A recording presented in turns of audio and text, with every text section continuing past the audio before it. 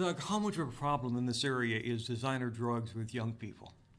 Well, it's certainly something that we've been seeing more and more of.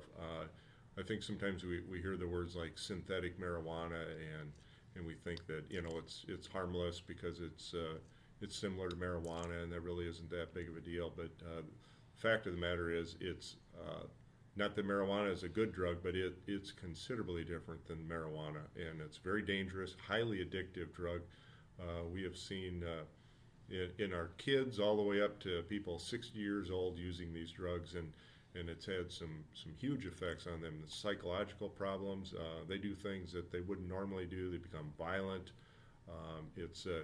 And as you may know, in the past, recently we've done some search warrants in town and shut down a couple of shops that were selling these things. I think people thought since you could buy it legally that it was okay to use these, and nothing could be further from the truth. So frankly, what they were doing was skirting around the law, and so hopefully we've closed that loophole and at least eliminated the supply. So with that, we'll now work on the demand of it, and through education and enforcement, our hope is that in not the too distant future, this will be a thing of the past. What about bath salts in this area?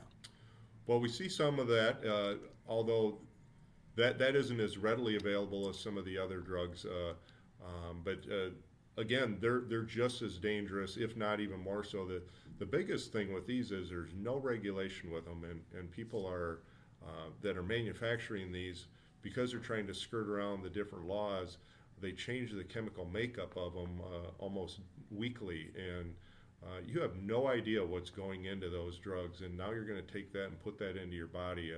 I can't imagine that people would want to do that, but just for that little bit of a high that you get, the side effects and the downside to this whole thing far outweighs it.